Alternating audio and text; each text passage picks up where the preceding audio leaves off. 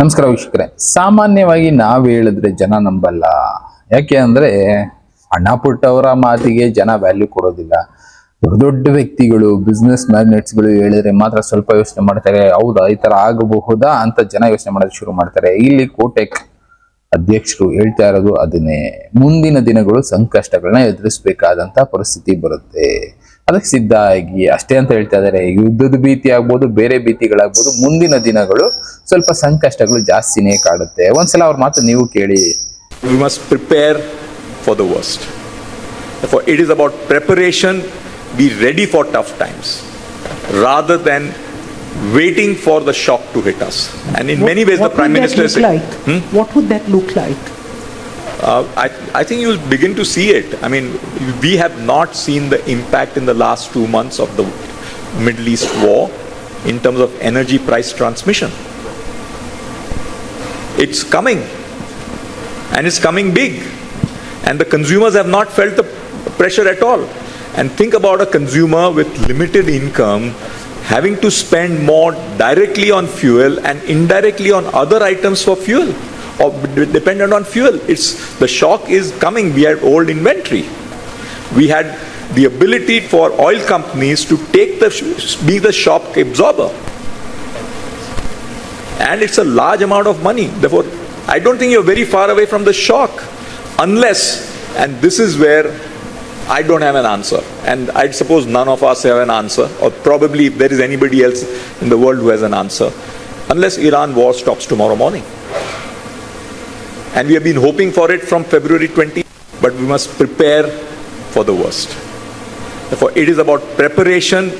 Be ready for tough times, rather than waiting for the shock to hit. ಇಲ್ಲೊಂದು ಮಾತು ಹೇಳಿದ್ರು, prepare ಆಗಿ ಸಿದ್ಧತೆ ಮಾಡ್ಕೊಳ್ಳಿ, ವೆಯ್ಟ್ ಮಾಡಬೇಡಿ, ಆಗುತ್ತೆ ಮುಂದೆ ಅಂತ ವೆಯ್ಟ್ ಮಾಡೋದಕ್ಕೆ ಹೋಗ್ಬೇಡಿ, ಮುಂದೆ ಆದಾಗ ನೋಡ್ಕೊಳ್ಳೋಣ ಅಂತ ಕಾಯ್ತಾ ಕುತ್ಕೋಬೇಡಿ, ಪ್ರಿಪೇರ್ ಆಗಿರಿ, ಮುಂದೆ ಈ ರೀತಿ ಶಾಕ್ ಬರ್ಬೋದು, ನಾನು ಇದಕ್ಕೆ ಎದುರಿಸೋದಕ್ಕೆ ಸಿದ್ಧತೆ ಮಾಡ್ಕೊಂಡಿದ್ದೀನಿ ಅಂತ. ದೊಡ್ಡ ದೊಡ್ಡವರು ಈ ರೀತಿ ಯಾಕೆ ಮಾತುಗಳನ್ನ ಹೇಳ್ತಾ ಇದಾರೆ? ಇಲ್ಲಿ ಯುದ್ಧ ನಡೀತಾ ಇದೆ, ಅದರಿಂದ ಈ ಮಾತುಗಳನ್ನ ಹೇಳ್ತಾ ಇದಾರ? ಈ ಶಾಕ್ ಅನ್ನೋದು ಯಾವಾಗ ಬೇಕಾದ್ರೂ ಬರ್ಬೋದು, ನಾಳೆ ಬರ್ಬೋದು, ನಾಡಿದ್ದು ಬರ್ಬೋದು. ನಾನು ಅದನ್ನೇ ಹೇಳ್ತಾ ಇರೋದು. ಎಷ್ಟೋ ಜ್ಞಾನಿಗಳು ಅದನ್ನೇ ತಿಳಿಸೋಗಿದ್ದು. ಶಾಕ್ ಅನ್ನೋದು ಒಂದೊಂದು ದೇಶಕ್ಕೆ ಆಲ್ರೆಡಿ ತಗ್ಬಿಟ್ಟಿದೆ, ಇನ್ನು ನಮ್ಮ ದೇಶಕ್ಕೆ ಆ ರೀತಿ ಶಾಕ್ ಅನ್ನೋದು ತಟ್ಟಿಲ್ಲ, ಅದಕ್ಕೆ ನಮ್ಗೆ ಆ ಬಿಸಿ ಗೊತ್ತಾಗಿಲ್ಲ. ಎಷ್ಟೋ ದೇಶಗಳಲ್ಲಿ ಫ್ಯೂಯಲ್ ಅನ್ನೋದಿಲ್ಲ, ಫ್ಯೂಯಲ್ ಎಮರ್ಜೆನ್ಸಿ ಬಂದಿದೆ, ಫುಡ್ ಕ್ರೈಸಿಸ್ ಅನ್ನೋದು ಬಂದ್ಬಿಟ್ಟಿದೆ, ಒದ್ದಾಡ್ತಾ ಇದ್ದಾರೆ ಜನ. ಬಟ್ ನಮ್ಮ ದೇಶದಲ್ಲಿ ಅದ್ಯಾವುದು ಇಲ್ಲದೆ ಇರೋದ್ರಿಂದ ನಮ್ಗೆ ಅದರ ಅನುಭವನೂ ಬರ್ತಾ ಇಲ್ಲ. ಇವ್ರು ಹೇಳ್ತಾ ಇರೋ ಮಾತುಗಳು ಅದೇ. ತುಂಬಾ ದೊಡ್ಡ ಮಟ್ಟದಲ್ಲಿ ಜನ ಸಂಕಷ್ಟನ ಎದುರಿಸ್ಬೇಕಾಗತ್ತೆ. ಯಾಕೆ ಅಂದ್ರೆ ನಾವು ಕಂಪ್ಲೀಟ್ ಆಗಿ ಟ್ರಾನ್ಸ್ಪೋರ್ಟೇಷನ್, ಫುಡ್, ಅದು ಇದ್ರ ಮೇಲೆಲ್ಲ ಡಿಪೆಂಡ್ ಆಗಿದೀವಲ್ಲ. ಆಯಿಲ್ ಪ್ರೈಸ್ ಅನ್ನೋದು ರೈಸ್ ಆಗ್ತಾನೆ ಇದೆ. ಬಟ್ ಆದ್ರೆ ಇಲ್ಲಿ ಸರ್ಕಾರ ಹೊರೆಗಳನ್ನ ತಗೊಳ್ತಾ ಇದೆ, ಅಂದ್ರೆ ಗೌರ್ಮೆಂಟ್ ಮೇಲೆ ಪ್ರೆಷರ್ ಅನ್ನೋದು ಬೀಳ್ತಾ ಇದೆ. ಆ ಹೊರೆ ಜನರ ಮೇಲೆ ಯಾವತ್ತು ಬೀಳುತ್ತೋ ಹೇಳೋದಕ್ಕಾಗೋದಿಲ್ಲ. ಈಗಿರುವಂತ ಇನ್ವೆಂಟ್ರಿ ಎಲ್ಲ ಖಾಲಿ ಆಗೋಯ್ತು, ಸ್ಟಾಕ್ ಖಾಲಿ ಆಗೋಯ್ತು ಅಂದ್ರೆ ಆಟೋಮೆಟಿಕಲಿ ಜನಕ್ಕೆ ಈ ಹೊರೆನ ಹಾಕ್ತಾರೆ. ಜನ ಅದನ್ನ ಆಫರ್ ಮಾಡೋದಕ್ಕಾಗೋದಿಲ್ಲ. 10 ರೂಪಾಯಿ ಇರುವಂತ ವಸ್ತು 30 ರೂಪಾಯಿ ಆಗ್ಬೋದು, ಜನಕ್ಕೆ ತಗೊಳ್ಳೋದಕ್ಕಾಗತ್ತಾ? ಯಾಕೆ? ಟ್ರಾನ್ಸ್ಪೋರ್ಟೇಷನ್ ಆಟೋಮೆಟಿಕಲಿ ರೈಸ್ ಮಾಡ್ಬಿಡ್ತಾರೆ. ಫ್ಯೂಯಲ್ ರೇಟ್ ಜಾಸ್ತಿ ಆಯ್ತು ಅಂದ್ರೆ ಸಾಕು, ನಾವು ತಿನ್ನುವಂತ ಪದಾರ್ಥಗಳ ರೇಟ್ ಎಲ್ಲ ಜಾಸ್ತಿ ಆಗ್ಬಿಡುತ್ತೆ, ಬಳಸುವಂತ ಗೂಡ್ಸ್ ಎಲ್ಲಾದ್ರೂ ರೇಟು ಜಾಸ್ತಿ ಆಗ್ಬಿಡುತ್ತೆ. ಓವರ್ ಆಲ್ ಆಗಿ ನಾವು ಬದುಕ್ತಾ ಇದೀವಲ್ಲ ಸೊಸೈಟಿನಲ್ಲಿ, 1ಕ್ಕೆ 3 ಪಟ್ಟು ಆಗುತ್ತೆ. ಅಂತ ಸಿಚುಯೇಷನ್ ಬಂದ್ರೆ ಏನು ಮಾಡ್ತೀರಾ? ಸಿದ್ಧ ಆಗಿ. ತುಂಬಾ ಕಷ್ಟದ ದಿನಗಳು ಜಾಸ್ತಿ ದೂರ ಇಲ್ಲ, ಬೇಗ ಬರ್ಬೋದು.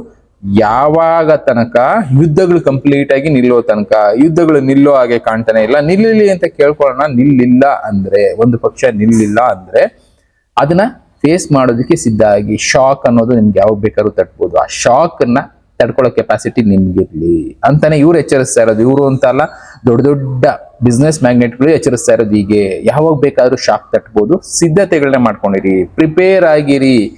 ಒಂದು ಸಲ ಪ್ರಿಪೇರ್ ಆದ್ರೆ ಅಂತ ಶಾಕ್ ತಡ್ಕೊಳ್ಳೋ ಕೆಪಾಸಿಟಿ ನಮ್ಗಿರುತ್ತೆ. ಬಟ್ ಆದ್ರೆ ಆ ಶಾಕ್ ಚಿಕ್ಕದಾಗ್ಬೋದು ಇಲ್ಲ ದೊಡ್ಡದಾಗ್ಬೋದು. ವಾರು ಇನ್ನ ಜಾಸ್ತಿ ಮಟ್ಟಕ್ಕೆ ಹೋದ್ರೆ ಇನ್ನ ದೊಡ್ಡ ಶಾಕ್ ಅನ್ನ ತಟ್ಬೋದು. ಫುಡ್ ಕ್ರೈಸಿಸ್, ಫ್ಯೂಯಲ್ ಕ್ರೈಸಿಸ್, ಮನಿ ಕ್ರೈಸಿಸ್, ಮಾರ್ಕೆಟ್ ಕ್ರೈಸಿಸ್ ಎಲ್ಲ ಬರುತ್ತೆ. ಎಲ್ಲಾನು ಫೇಸ್ ಮಾಡೋದಕ್ಕೆ ಸಿದ್ಧ ಆಗಿ ಎಚ್ಚರಿಸ್ತಾ ಇದ್ದಾರೆ.